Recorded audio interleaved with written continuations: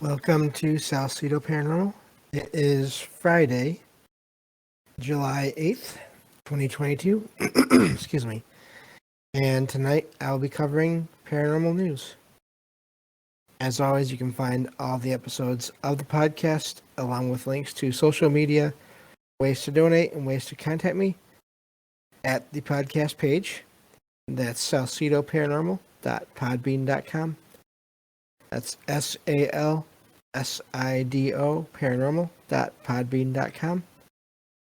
Always happy to hear from you all, whether you have comments or questions or topic suggestions, or if you have stories or experiences with the paranormal, whether they're yours or from others that you trust. Happy to share those either by reading them or having you join me on the show to talk about them. And so tonight I'm covering some news. Sunday will be true paranormal stories from the web. And then we will see what happens for Wednesday. Pretty sure we have things figured out, but I always like to wait and see just to make sure. And but that's the plan for the next couple of days here, today and then Sunday. And I believe that covers everything. I just think of one thing. Right now, all I have set up is Patreon, and I don't have any tiers set up. But it is there if anyone does want to use it. It's of course, anything is definitely useful. Any kind of help is definitely useful, and I'd appreciate that. But no worries if that doesn't work for you. It's just there are expenses in making any kind of a show, and so that's why I have that there. But just wanted to touch on that real quick. And I think that's it for all of that. And I guess I can get on to the stories here. I've already put all the links in the stream chat channel in Discord. And I will include them in the episode descriptions on the podcast and YouTube feeds. And thank you all for being here, whether you're here for the live stream or if you listen to the podcast or YouTube feeds. Definitely appreciate it. The numbers are still going up, which is always amazing to me. So I appreciate that as well. So I know I already said I'd get to the stories, and I think I can do that now. So sorry about that. But so this first one is, the first couple here are going to be in the ancient civilization category. And this one is from, let's see here, the Washington Examiner, WashingtonExaminer.com. And the title of this one is Ancient Inca Tomb Discovered in Home in Peru's capital. And let's see here. I'm looking for the author, but I don't. Oh, there we go. This is by Misty Severi, breaking news reporter. And this is from a little ways back, as these stories always are. But so let's see here. So this is talking about this tomb that was discovered under a house of a working class man, it says, in Lima, Peru, which is the capital there. And this tomb, they say, likely belonged to elites from, and I'm not going to say that Irakancho, I'm not sure if I'm saying that right, society, and they were around in the city prior to the Incas, and they were in the city or in this area about 500 years ago, according to the archaeologists there. And this site was excavated in May, which was started because of the homeowners' reconstruction plans, which required a survey, archaeological survey. And so let's see here. This the article is jumping a little bit. So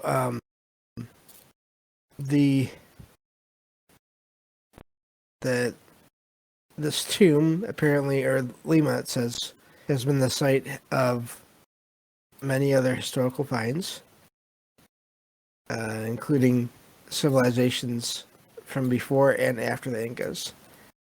And the Incas were in.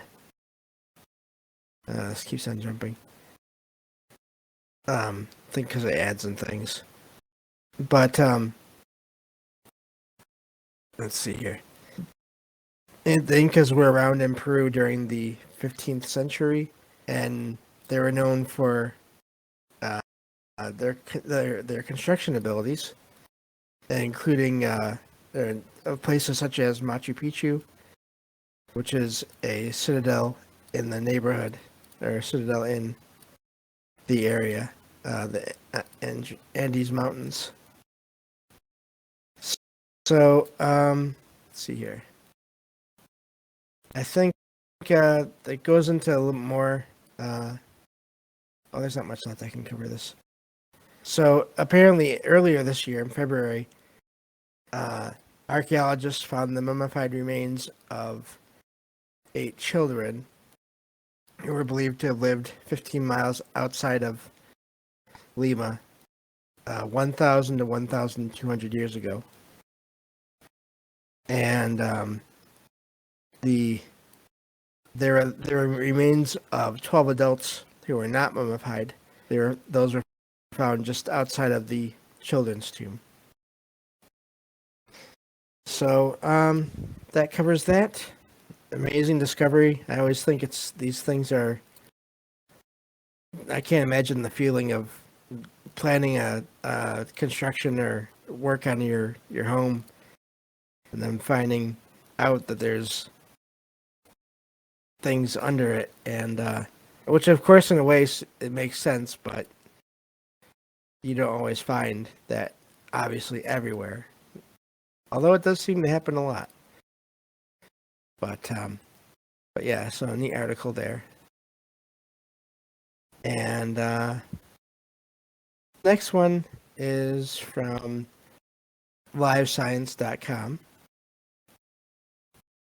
And this one, I had never heard of this term referenced in relation to ancient China, but the title of this one is Mysterious Artifacts Hint at, and it has quotation marks, Fairy World of Ancient China. And this is by Owen Jarvis. So these are apparently Bronze Age artifacts, and they were burned at that time to commune with another realm. That's also in quotation marks. So what was found is a bronze sculpture of a snake with a human head, along with several other artifacts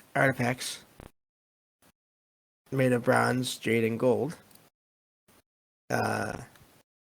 I think this is going back to another article I covered before, but this is just going into more detail. So let's see here. Apparently, that is really amazing because now they're saying more of what they think the find that these items were used for and what they represented. And apparently it was trying to contact beings from another realm, which is really amazing. Yeah, these are those pits that I did mention this from another article. a little while back. So yeah, really amazing. Again, this is why I like to share these ancient civilization articles, because even if it may take a little while, but a lot of times it just takes time for the archaeologists and other people that are involved in all this to figure out what these items mean, what they were used for, and now apparently they think that these were meant as offerings, as a way of communication with another dimension, maybe, or at least another realm, anyway, as they say. So really amazing. And with that, we're done with the ancient civilization section for now. Moving on to more paranormal stuff, more current paranormal stuff, UFOs in particular. This one is from manchestereveningnews.co.uk. And this one says, the title is, quote unquote, Sleepy Village, 90 miles, quotation marks, Sleepy, and quotation marks, Village, 90 minutes away from Manchester, has become a UFO hotspot. It says the village has been put on the map by Hollywood and NASA. Huh. Okay. So, this is talking about this fairly small village, and but and a lot of people come to the area for tourism, mainly just to enjoy the countryside, apparently. But also, this area, as it says, is known for having UFO sightings in the area. And let's see here.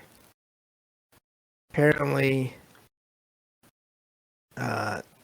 one of the people that lived in this area says that the UFO sightings were made up by a former landlord to drive business. Okay, that's not good.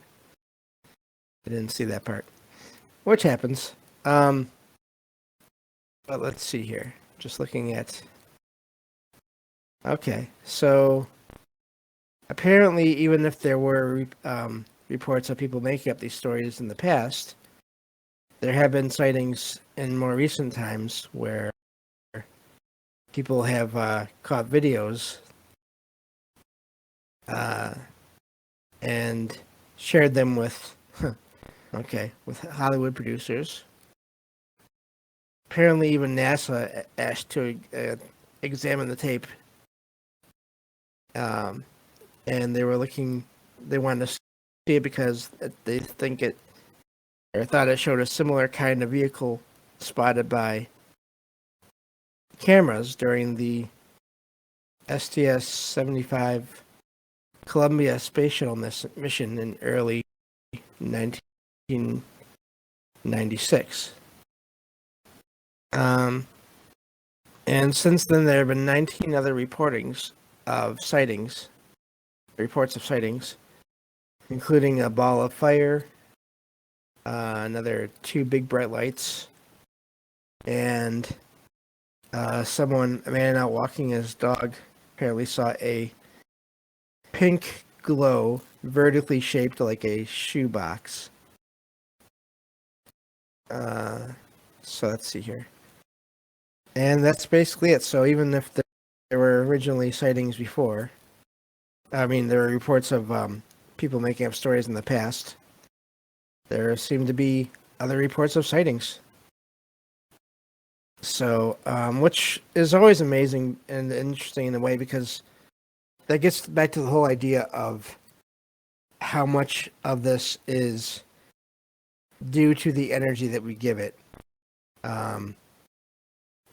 and or just our thoughts and ideas and energy, as in possibly these beings either being attracted to it or even possibly being made by the energy of how many ever people in an area start to have experiences and then possibly have a chain reaction where there may have been one or two experiences that have been reported, and then people will start to get into it more, and that's where things get interesting in a way. So I wanted to share that one, and let's see here. I have one more UFO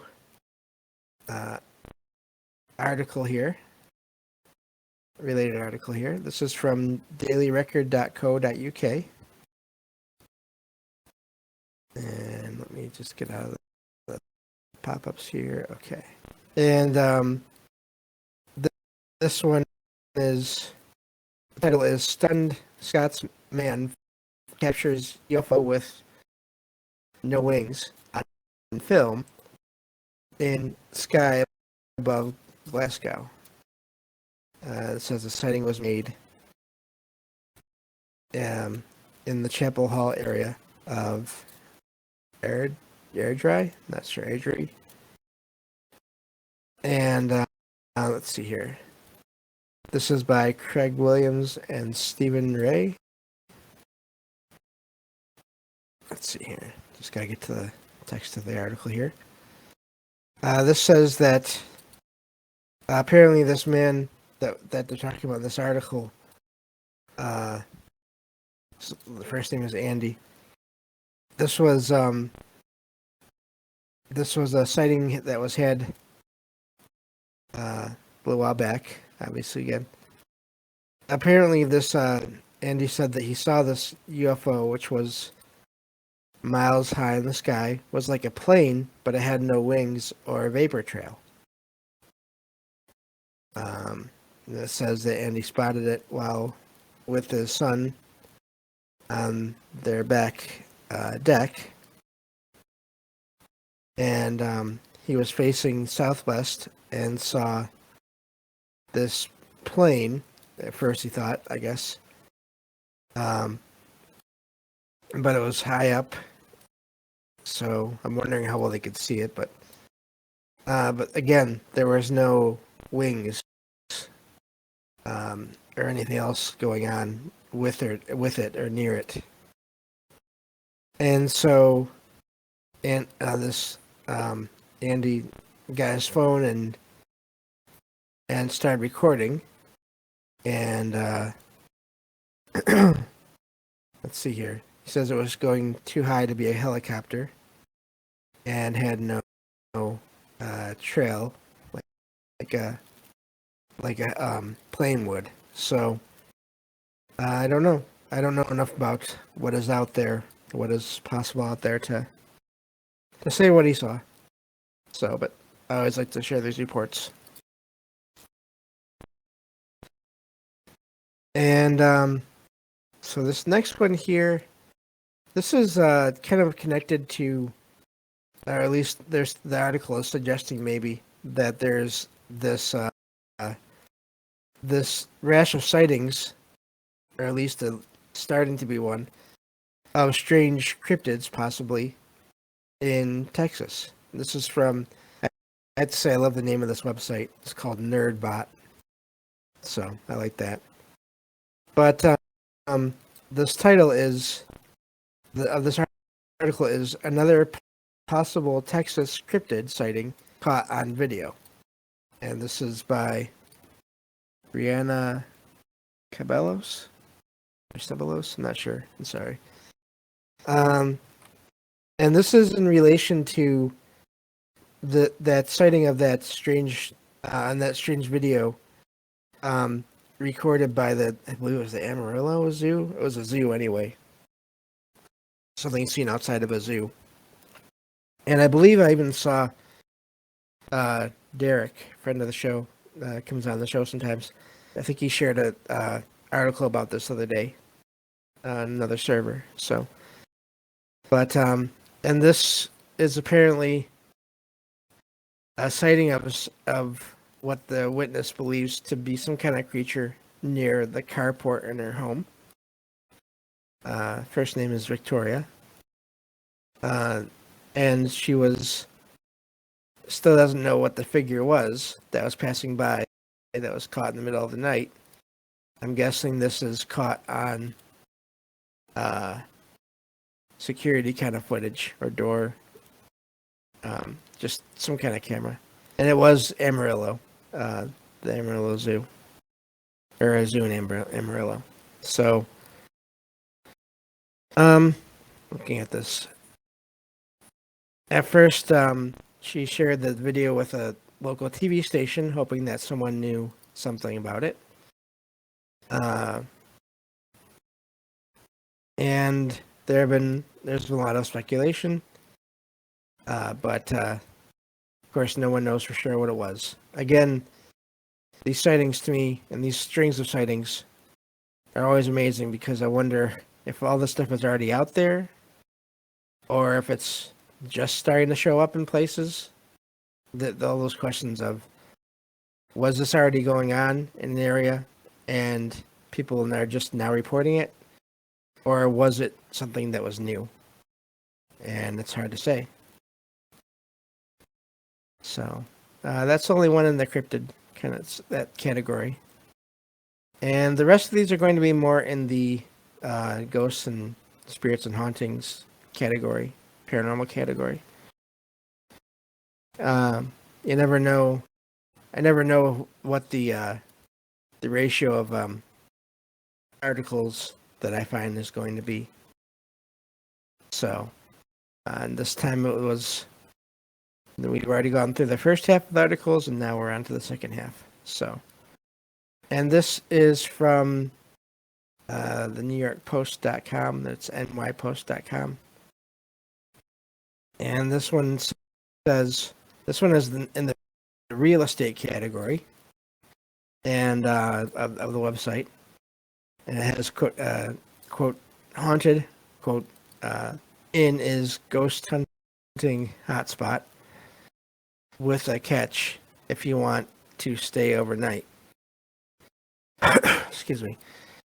And so this is the place they're talking about is actually in the UK. It's called Ye Old King's Head, and I'm guessing inn maybe.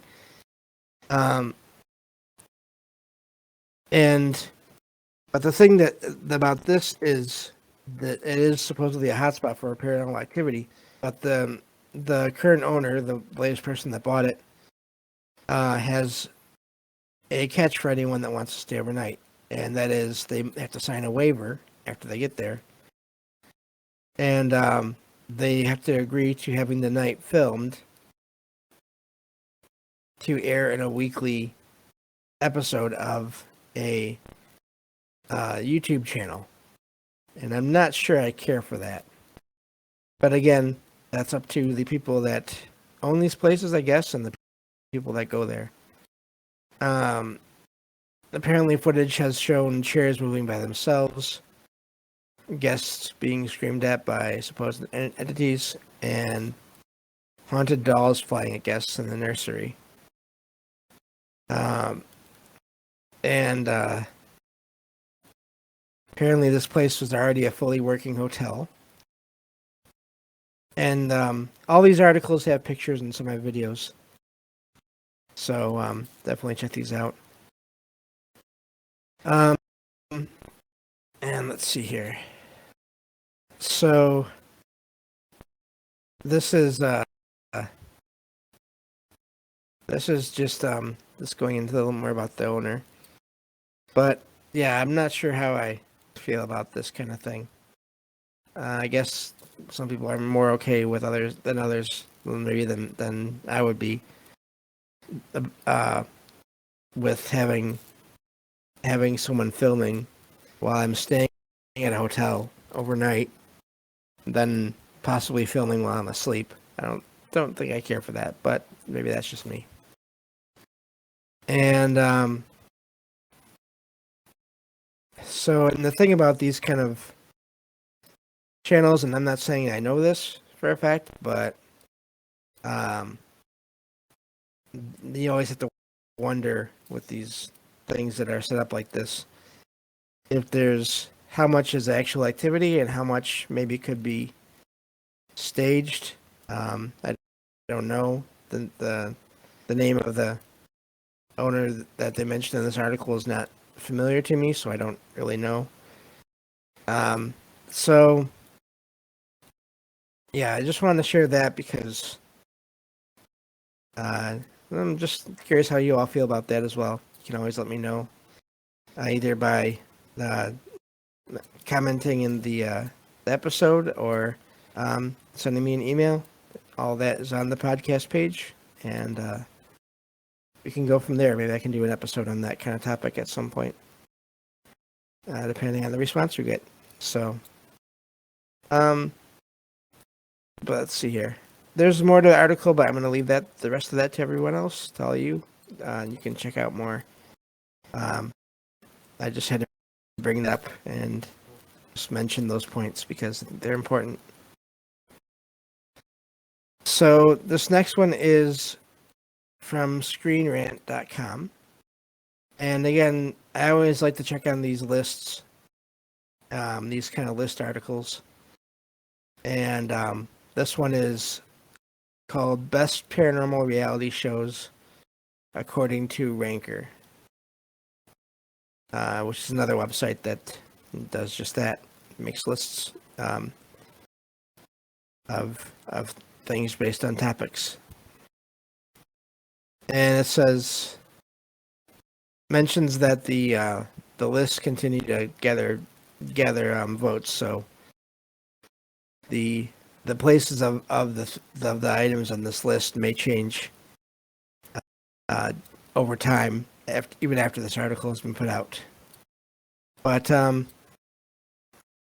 so this list here, let's see here. I'm just going to go over a couple of the items here, the things in this list here that I know of.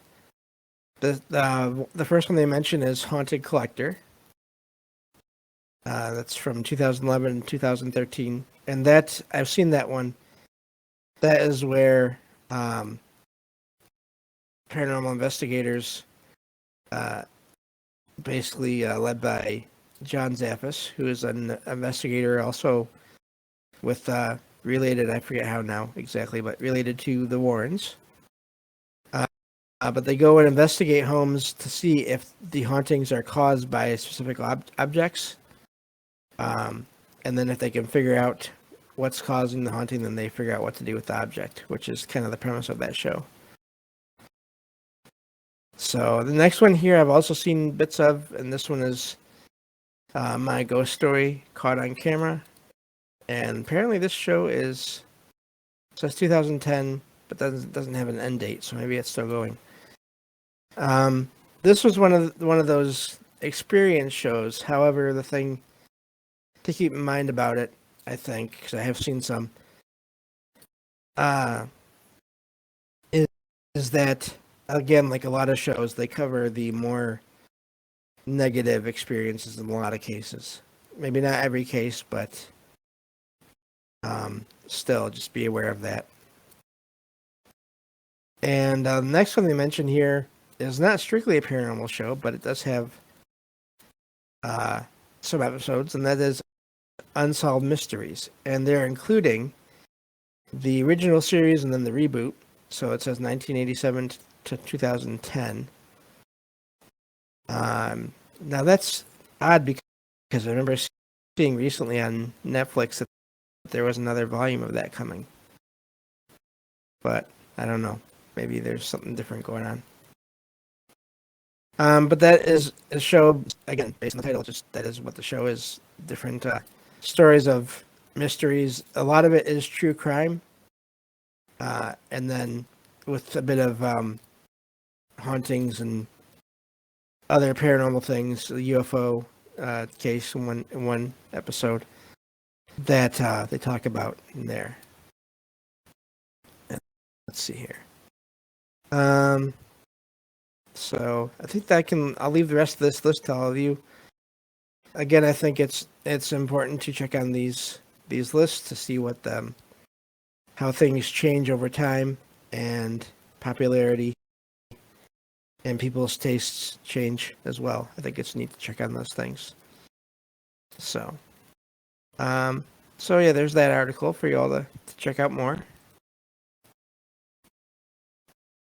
And next one is a article about a picture, and this is from WKDQ.com.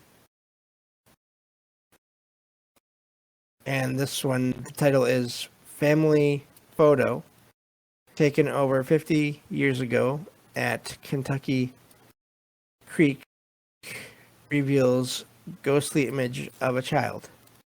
And this is from Leslie Morgan. And the story here is, again, the title kind of explains it, is that this picture supposedly has an extra figure in it that was not there. I can't see anything really well in here. I've checked it out, but that's not unusual. But apparently there is a image of a little girl in the picture that wasn't actually there. So, and this is from before any kind of, if you believe that it hasn't been altered in the present day, which I don't know if there's a way to do that or not. This is from this picture is from 50 years ago, so there's no digital editing at that time. And it goes on into related topics here with best ghost photos ever taken, and I believe they're videos here in this case. So, but it's always neat when you hear stories like that where people take pictures and then they find things that they weren't expecting in the pictures.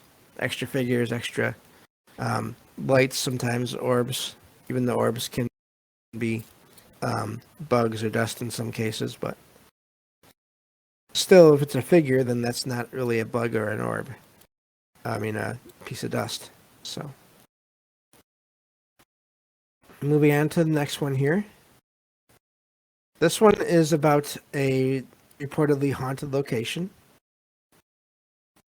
And this one is the title. This is from onlyinyourstate.com. And this one says the title is the article is written by Jennifer Young, apparently, and the title is "The Bayview Bridge Mystery in Alabama Still Baffles People Today." So this bridge is located in Mulga. I'm not sure if that's the right way to say it. Alabama, here in the U.S. Apparently, this is just outside of Birmingham, which is a major city there, and it's considered one of the state's most haunted bridges. If you want to look for a lot of stories of haunted places online, just look for roads and bridges. You can find all kinds of stuff online about that. Legends and sightings and things. And apparently it says there are several stories surrounding the bridge, which crosses Bayview Lake. Depends on who you ask, it says. So apparently there is let me see here. It says that a ghost of a bride is looking for her groom around the bridge because, according to legend, this early 1940s bride had second thoughts at the wedding and ran away. And as she was running away, a car supposedly ran her off the bridge, and she drowned there. It's saying this is the legend, so hopefully that's not the case. But that's the source of that sighting of apparently a bride. So there are other stories. Really, a lot of these sightings are so far that they're of two women. I wonder how much or how much they look alike, or if they're different, or if maybe the same figure is being seen in their different stories for behind why they're there. So let's see here. I believe that'll cover that. But I always like to find these stories of these places and share them and see if anyone recognizes the places. So, and with that, we're down to the last story here in the episode. And this is from boingboing.net. And the title is Listing for a Haunted Bar for Sale. Features ghosts in the property photos. Excuse me. And this is apparently by David Peskovich. I'm probably not saying that name right. I apologize. This is apparently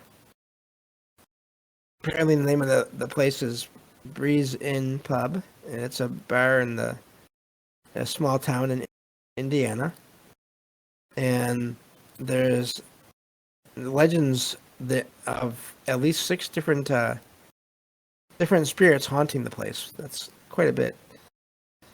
It says they like to play with your hair, according to the owner. Cayenne, I'm not sure. Along with her sister, Tara. And they, when they showed the pictures of the place to a realtor, there were apparently some of the pictures had spirits in them or ghosts in them. And so at this, once the realtor Stancato saw this, they decided to actually include paranormal activity as a desirable feature of the building, and that is happening more and more these days. It seems, or at least it's a possibility now. So, and let's see here. Apparently, they say that the reaction has been great, but there hasn't been any solid offers so far, according to this article. But again, going back to that, the intersection of real estate and properties and the paranormal, which some people would say, of course, doesn't even exist, and yet it is being considered in property, in buying and selling property. So I think it probably has been for a little while now, but it's amazing to see articles about this now that seems like they may be published a little more often than they used to be. At least I hope so anyway. And that's all the articles I have for tonight. And I think that'll take care of that. So thank you all for listening. Again, I'll be back on Sunday with true paranormal stories from the web. And as of now, it looks like the plan is to have Derek on Wednesday to talk about that X-Men Legends 2 game. But of course, I always tell him that it's always up to him and his schedule. So that's the plan right now. But if not, then we will definitely still have an episode on Wednesday, next Wednesday, and I'm sure it'll be fine either way. So looking forward to that. So thank you all again for being here and listening, and I will talk to you all on Sunday on the next episode of Salcedo Paranormal. Take care.